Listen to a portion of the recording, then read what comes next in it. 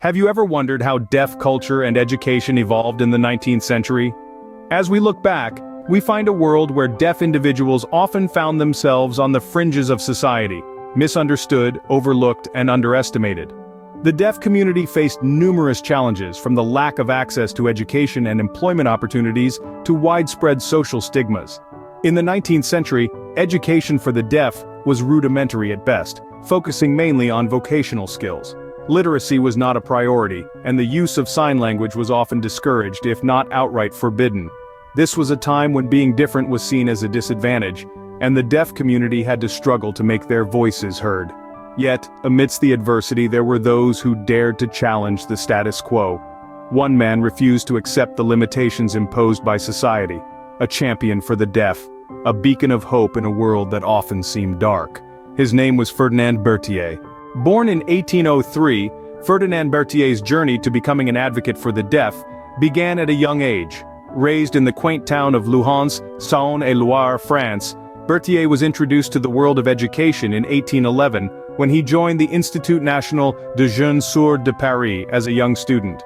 The school, under the directorship of the renowned Abbé Roche-Ambroise Sicard, became a catalyst for Berthier's ambitions, transforming him from a rural lad to a budding scholar. Berthier's intellectual growth was significantly influenced by his teacher, Roche-Ambroise Auguste Bébian, a hearing man who had learned French Sign Language and published the first systematic study and defense of the language. Bébian's passion for sign language was infectious, nurturing in Berthier a deep appreciation of this unique form of communication. Berthier's journey was further shaped by his interactions with two remarkable deaf students of the school, Jean Massieu and Laurent Clerc, who later became esteemed teachers themselves. These relationships were instrumental in Berthier's development, inspiring him to strive for excellence not just in his personal capabilities, but also in his growing role as an advocate for the deaf community. As Berthier matured, he rose through the ranks, becoming one of the more senior professors at the school by the tender age of 27.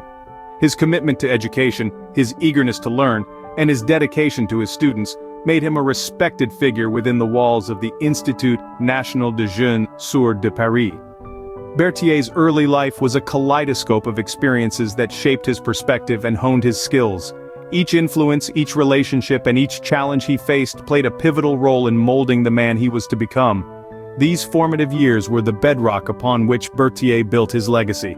They were the foundation for his groundbreaking work advocating for the rights and recognition of the deaf community. By 27, Berthier had gained significant recognition, but his most groundbreaking work was yet to come.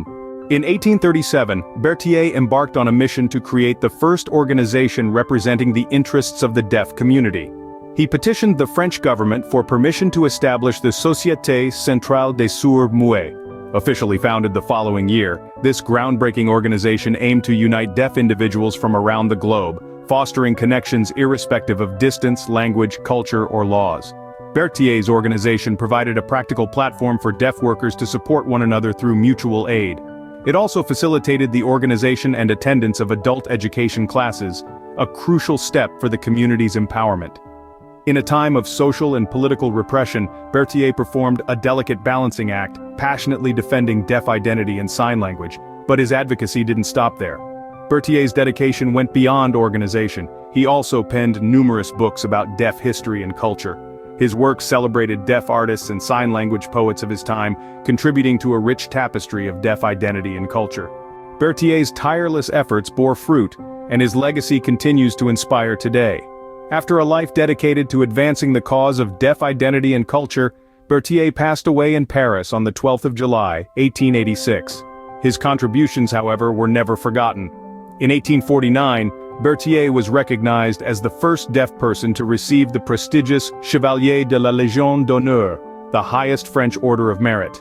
This recognition was a testament to his tireless work and a monumental step towards the acceptance and recognition of the deaf community. And the world did not stop remembering. On the 30th of September 2023, Berthier was honored globally when a Google Doodle was dedicated to his legacy. This doodle served as a reminder of his unwavering commitment to deaf culture and education.